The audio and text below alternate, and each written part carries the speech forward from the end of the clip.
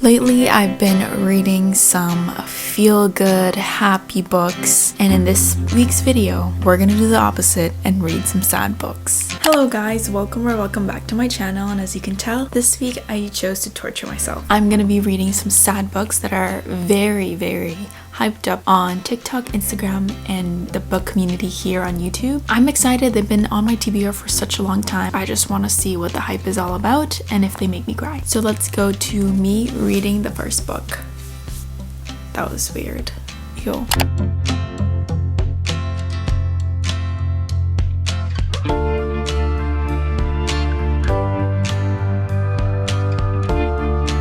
Hello guys, it's the next day. I read a lot last night, surprisingly, and I read a lot this morning, and I am now around 60% into the book. I forgot to update, but there isn't really much to update on. If I already haven't told you what this book is about, it's about Autumn and Finn. Their mothers are best friends. They grew up together. They live beside each other, and they were just inseparable when they were young, throughout elementary school, middle school, and then high school hits, and they start to kind of grow apart because Finn is that boy, the popular boy in school, and Autumn is like a mischief. She's part of that group. Autumn starts dating this guy named Jamie in their friend group, and throughout their relationship she's questioning that maybe she should be with Finn because she started getting these feelings whenever they cross paths. They don't necessarily talk anymore. Maybe it's too late. But my update on this book, I'm now 60% in. It's not really giving anything. It's just like going through Autumn's day-to-day life and just some struggles she's facing and her life with her boyfriend and her friends. It's not making me cry. For now, it's kind of underwhelming for me, but I did hear that this is a sad ending, so maybe I'll cry, but not right now.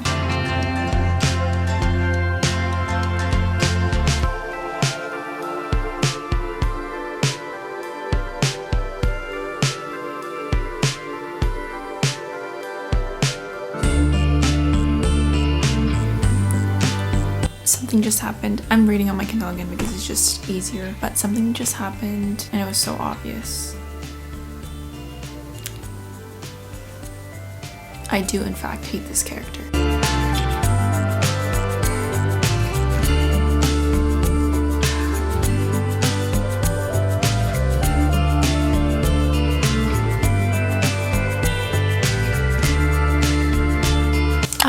I'm 81% in the book, and I'm not even sad. I'm annoyed. The audacity some of these characters have.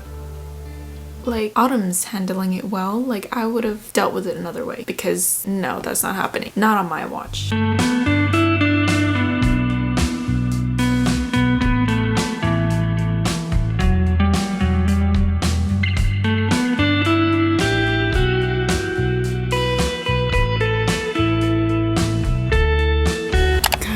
I'm not crying because this is sad. I'm crying because it's sad and happy at the same time. And I'm 97% done the book, and I feel like there's something coming. I know there's something coming that's just gonna leave me like heartbroken.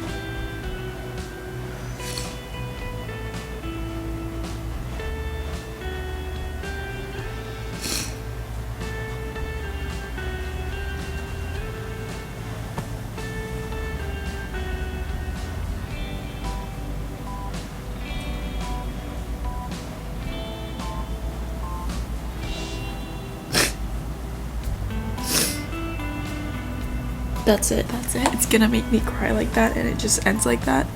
Now I have to get the second book. Okay, my final thoughts. At first, this book was very underwhelming. I was like, what the hell? Like, this is kind of boring. And I know there's this tension between Autumn and Finn. They're both in their own worlds, and they don't really seem to care about each other. But, you know, you get the feeling that they secretly do. And I'm just gonna say the last few chapters, like probably the last 10% of the book, is where it was good. Like, that last 10% would be like a 5-star for me. Like, that was heartbreaking. And now tomorrow I'm probably gonna go buy the second book to this and read it because it's in Finn's point of view. Anyways, I think I would rate this like a 3.75 just because all I really liked about the book is the ending.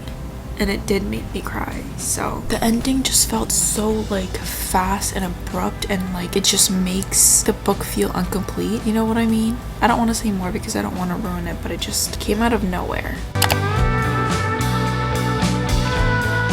Oh my god, I wasn't even recording that whole time. I was talking for like 5 minutes and now I have to restart. Anyways, I started the second book in this video, 1,000 Boy Kisses, last night after I read If He Had Been With Me. It's just, I felt that that ending to that book was so incomplete that I had to get into another story. If you don't know already, this book is super hyped up too. Everyone's saying that it made them cry.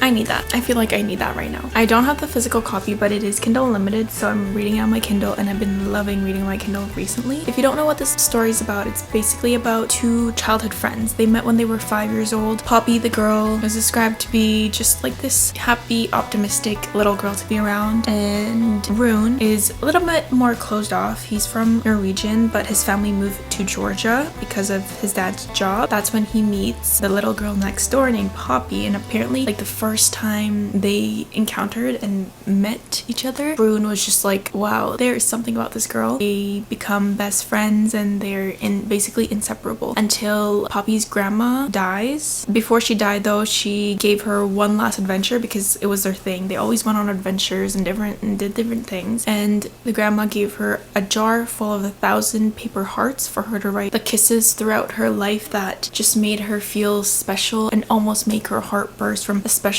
person, because that was what the grandma did, and she wanted Poppy to do that for her grandkids in the future. Then when they're like 15, 17, Rune had to go back home because of some family thing, and they're just heartbroken. It just changes a lot for them because all their life they've been together. But then he comes back, I think 2 years later, as a completely different person. But when he finds out the truth, I read in the description of this book, is that it's just a bigger heartbreak. And I feel like I already know. I feel like I just told the whole story, but that's what it said in the description in the back of the book. I'm 25% in the book, and feel like I already know what the truth is. But tell me why in every book, childhood friends to lovers, is that their bedroom windows are always facing each other and they use paper cups and string so they can talk to each other when they're little. Like, that was literally the last book. That's exactly what they did. Anyways, the one thing that really irks me about this book is when I looked, I was like, oh, there's only like 30 something chapters. I'm guessing this is a short book because If He Had Been With Me had like 88 chapters, but the chapters are quite long and I don't like that. Chapter 7 right now, and look how long the Kindle thinks it's gonna take me based on my reading speed. 33 minutes?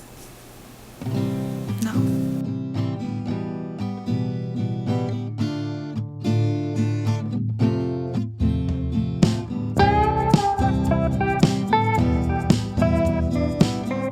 I just had to take a break because this book is like boring me because of how long the chapters are. I keep looking at the time, it's like 44 minutes left. 33 minutes left, 15 minutes left, and it's just lots of the things are getting so dragged out that the meaning that the author is trying to make is not there anymore. Like, it's not as meaningful.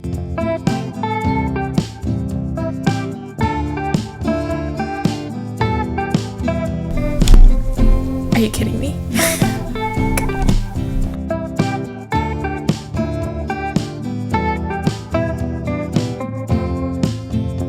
When we kiss, my heart plays a song.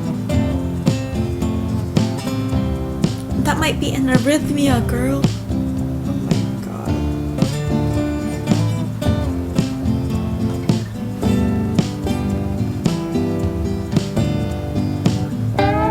Now remember when I said this book isn't making me cry?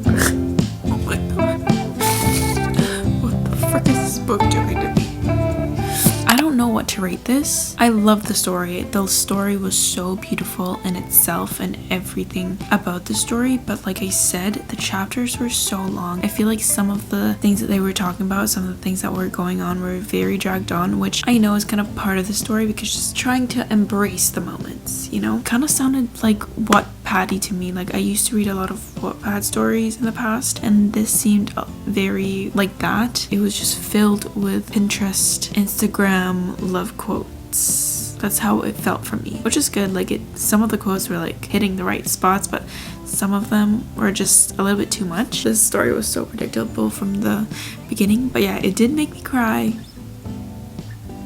So I think I would rate this like a 3.5.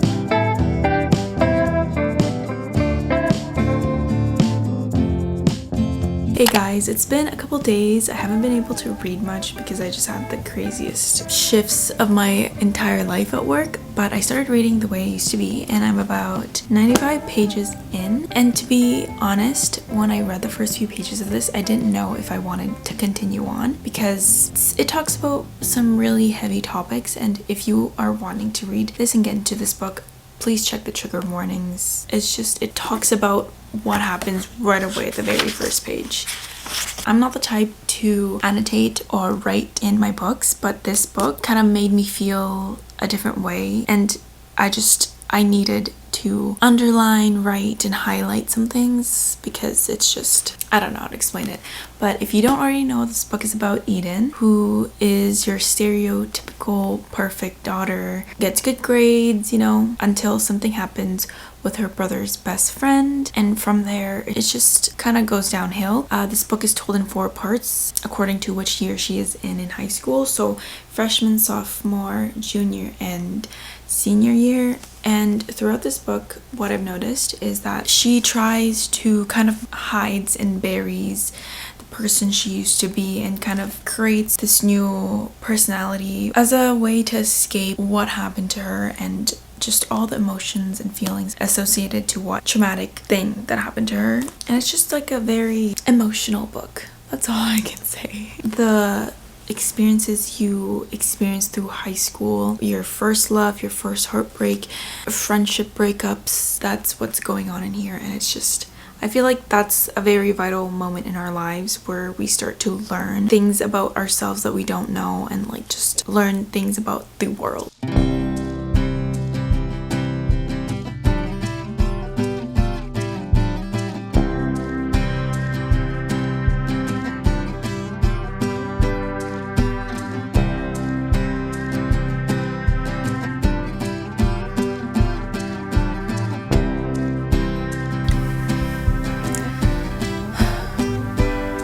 So there's a love interest in this book, and he's just everything.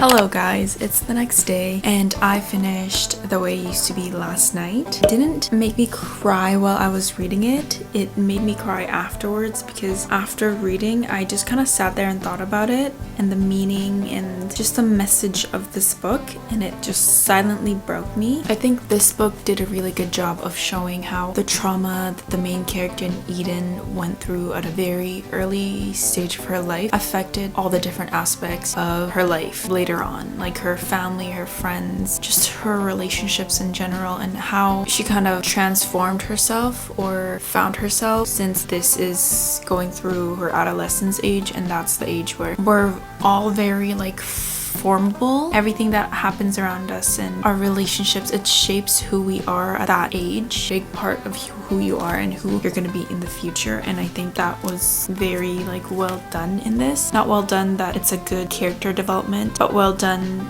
in showing the impacts that trauma can have on someone's life. I had the biggest love-hate relationship with the character Eden because I love her because it feels like she's telling me her story, and I get to feel the emotions she's feeling from like an outside perspective. Like I see the big picture, but then also some of the things she does just annoyed me so much. But then I understand whenever someone gets close, or you know, she starts feeling that it's a situation that she might be seen as vulnerable or weak in, she just puts up these walls and acts like she doesn't give a fuck. Because that's me too. Even if it's like hurting someone else, it's like, I feel like it's a coping mechanism or self-preservation where you just automatically put your walls up and act like you don't care, even though it's hurting people around you. I don't know, I have seen myself do that and I feel bad. The one thing that really stood out to me in this book is her relationship with Josh. I think that's like one of my favorite parts in this book. And now, like, do I read the sequel? Because I know there's a sequel to this book. I think it's The Way I Am Now. And I heard it's mainly talking about their relationship and potentially getting a happy ending. I don't know. Okay, that concludes this video. We read 3 books in today's reading vlog. If You Had Been With Me, it made me cry so much. 1,000 Boy Kisses absolutely destroyed me, and The Way I Used to Be. This one just gave me a heavy feeling in my heart, which is... If you made it this far, thank you for watching, and I hope I see you in another video. Don't forget to like and subscribe.